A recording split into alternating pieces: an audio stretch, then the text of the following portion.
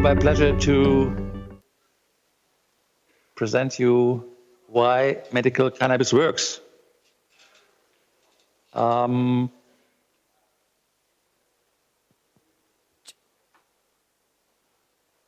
First, my greetings from Grten to Frankfurt. I hope you enjoy the day in Frankfurt. And now some science on the medical use of cannabis. The cannabinoids of marijuana exert their effects mainly through the endocannabinoid system, among others. And I want just to present you something on the endocannabinoid system, how it works, which components it has, so that you understand why marijuana works. First are here the components of the endogenous cannabinoid system, which is called endo, from inner, endocannabinoid system. Everybody of us is producing cannabinoids in his body. These are called endocannabinoids.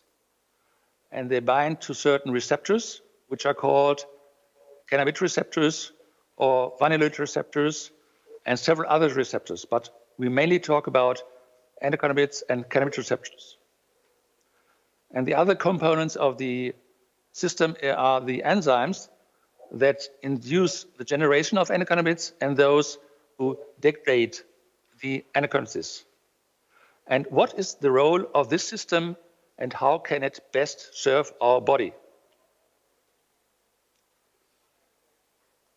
Now some conditions with endocannabinoid involvement.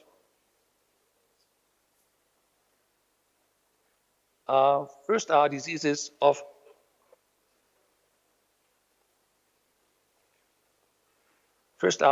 of energy metabolism. You know that the endocannabinoid system is regulating appetite, which has to do with cachexia, obesity. Then the second main issue is pain and inflammation and central nervous system disorders. The endocannabinoid system is involved in multiple sclerosis, spinal cord injury, Alzheimer's disease, epilepsy, schizophrenia, anxiety. Then there are other systems, the cardiovascular and the reproductive,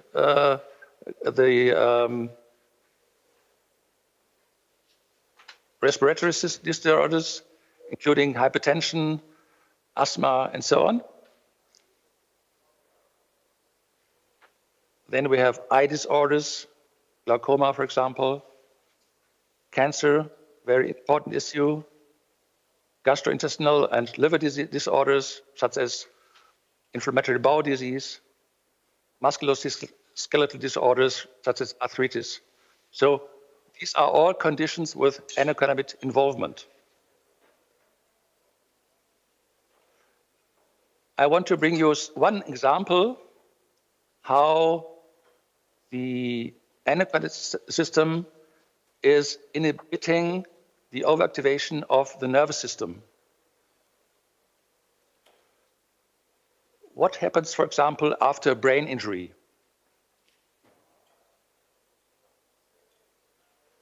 Harmful mediators are released, for example, the neurotransmitter glutamate. This causes secondary damage to the brain, for example, inflammation. And in response, endocannabinoids are produced which counteract this release of harmful mediators and their harmful effects. So this is an example of how endocannabinoids bring down a certain damaging situation.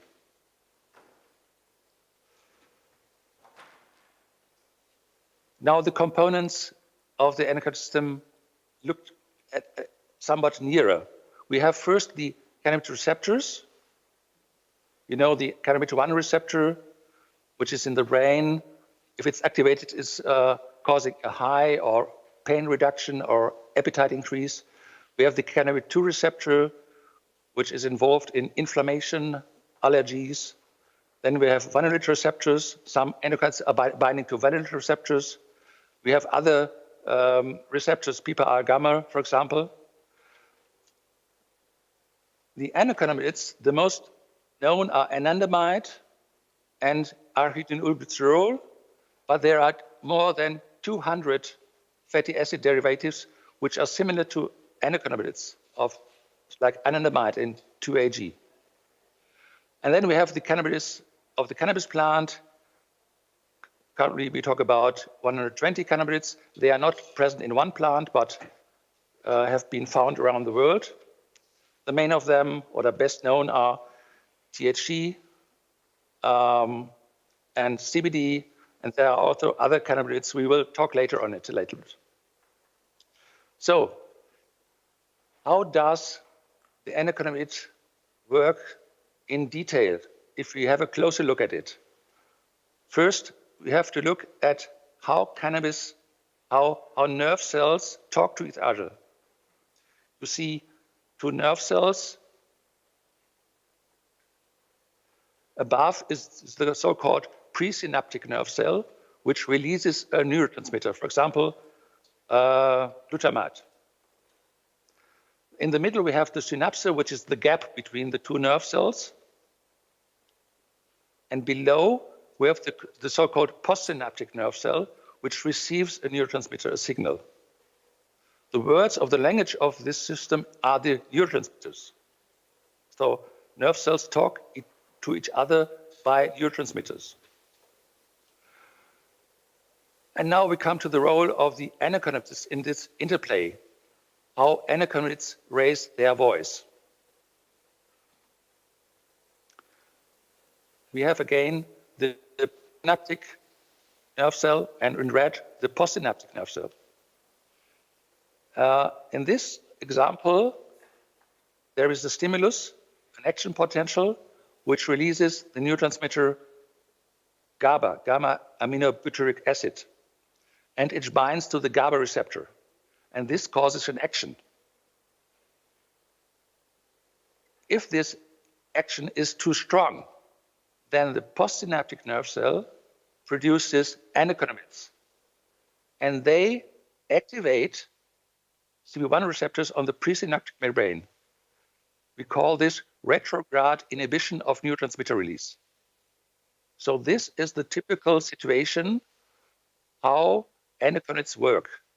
And of course, we can also put exocannabinoids from the cannabis plant into the system, and they will also activate the CB1 receptor or CB2 receptor.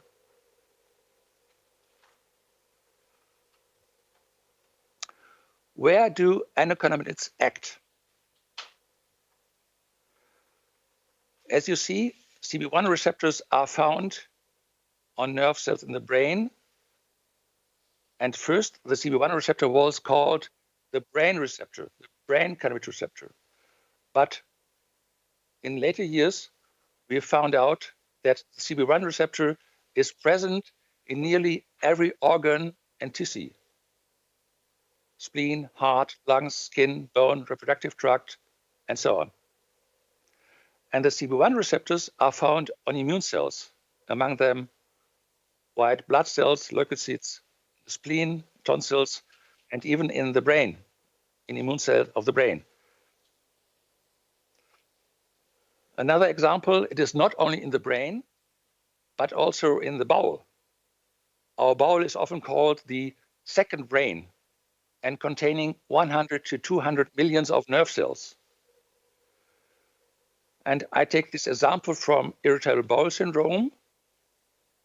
5 to 15% of the population is suffering from irritable bowel syndrome. And it is characterized by an overactivity of these nerve cells in the bowel. The language of these nerve cells is the same as in the brain. And endocannabinoids counteract this overactivity. And if this endogenous attempt to rebalance the situation, plant cannabinoids may help.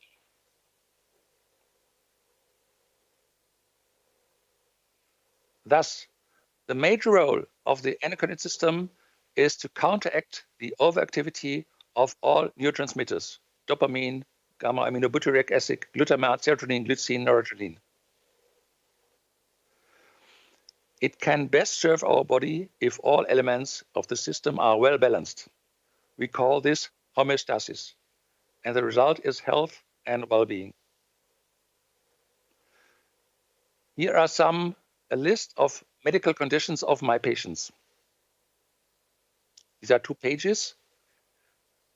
If you look at it, you see pain diseases, you see neurological diseases, you see psychiatric diseases, you see diseases concerning appetite, nausea, vomiting. You see skin diseases such as acne adversa. On the next slide, you see including tics, tinnitus, inflammatory diseases. There is no such molecule as THC, not a second molecule such as THC with such a broad spectrum of pharmacological effects. Now we come to the actors in this system. Well, one is well known. It is THC, delta-9 tetrahydrocannabinol, also called dronabinol.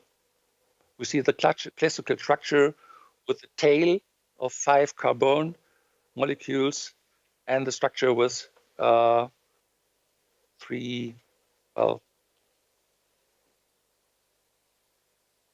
the next well-known is cannabidiol. It looks very similar as THC, but one of the ring is open. The same length of the tail. Well, THC and CBD have a very broad spectrum of action. From THC, we know appetite enhancing, reducing pain, relaxing the muscles, and so on. From CBD, we know anti-epilepsia, anti-anxiety, antidepressant, antipsychotic. And now we come to some smaller cannabinoids. This one is tetrahydrocannabivarine. It is the same structure as that of THC, but with a smaller tail. It has anti-obesity effects because it is reducing appetite. Then we have the parallel to cannabidiol, which is cannabidivarine. Again, a structure similar to cannabidiol, but it is with a smaller tail. It is an anticonvulsant, antiepileptic. We have here cannabichromane, which has, for example, anti-inflammatory potential. We see cannabigerol, which has antidepressant effects. We see tetrahydrocannabinolic acid. Again, it is similar to THC, the phenolic THC, but it has a COOH moiety. It's the acid moiety. It has anti-inflammatory effects. Here, the counterpart on cannabidiol, cannabidiolic acid, CBDA, again with this COOH moiety. It has antiemetic effects. I would like to come to other compounds of the cannabis plants, which are the terpenoids. They play a smaller role, but we know that they also play a relevant role when it comes to modulation of the main effects of cannabinoids. They are produced by the cannabis plants as insect repellents or insecticidal, and to hinder animals to eat them. And they have antibiotic properties, for example, which can be used by humans. Let's have a look at some of them. Some of terpenes, for example, limonene, We know that these have antidepressant effects. Their smell is antidepressant. Here is myrcene. It's an analgesic and sedative. We have alpropinene. It has anti-inflammatory potential. All these terpenes are also found in other plants. Yeah, we see them in cannabis, but also in many other plants. We have anti-anxiety effects by linalool. Beta-caryophyllene works against inflammation. It is interesting that beta-caryophyllene also binds to the CB2 receptor. So beta-caryophyllene is a terpene, but it's also a cannabinoid, if you want. Neurodiol, which has sedating effects. So if you look for reliable scientific information, I'm the executive director of the International Association for Cannabinoid Medicines. If you look for scientific information, if you look something, any word you are looking for example, irritable bowel syndrome or cancer or tinnitus or something, you can just click on the newsletter and you find a database of nearly 20 years now, what has happened the last 20 years of research. You will find all if you search a certain keyword on this website. Yes, who is the ICM? You may know some of them. Our current president is Professor Guzman from the University of Madrid. Our former chairman was Mark Waugh from Canada. You may know Rafi Mitchell or Ethan Russo. Many thanks.